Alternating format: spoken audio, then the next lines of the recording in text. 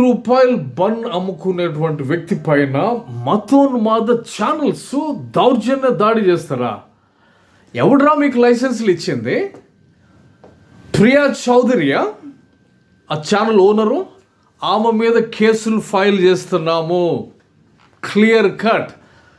ఈ పిచ్చి ఏదైతుందో మతోన్మాద ఉన్మాదంతో నడుస్తుంది రైట్ నౌ భారతదేశం. అరే మీకు నిజంగా ధైర్యం ఉంటే, ఎవరికి నేను అంటుంది ఛానల్స్ ఉన్న వాళ్ళందరి గురించి నేను మాట్లాడతాను. అక్కడ ఒక ప్రధానమంత్రి అన్నట్టు ఒకడు 12-14 సంవత్సరాలుగా మీడియాకి ప్రెస్ కాన్ఫరెన్స్ చేయకుండా తప్పించు తిరుగుతున్నాడు.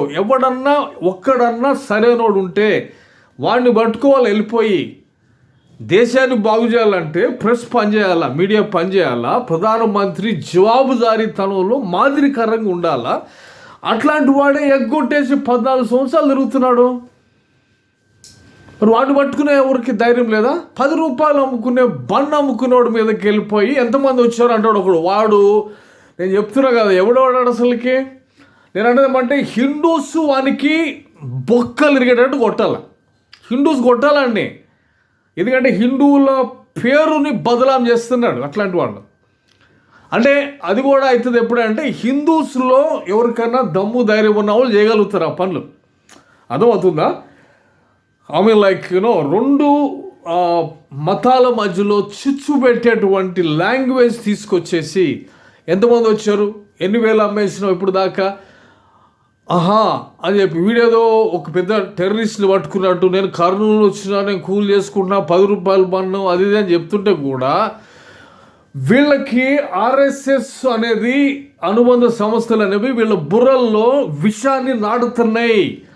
అది దేశాన్ని పక్కదోర పట్టించేసింది, దేశాన్ని నాశనం చేస్తుంది ఆల్రెడీ.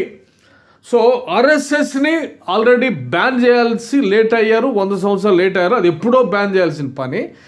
తర్వాత మన్మోహన్ సింగ్ పేరుంది ప్రధానమంత్రి మోడీ గల్లా పట్టుకొని జవాబుదారీతనాన్ని డిమాండ్ చేయాల్సిన ఛానల్స్ సిగ్గు లేకుండా, వెన్నెముక లేకుండా వారిని అట్లా వదిలేసేసినాయి గాలికి. అట్లాంటి వాడిని వదిలేసినాయి కాబట్టి ఇట్లాంటి 10 రూపాయలు అమ్ముకునే కూలి వాళ్ళ మీద ఇట్లాంటి తురుంగాళ్ళు బయటకు వచ్చి దౌర్జన్యాలు ఏదో చేయడానికి చూస్తున్నమాట.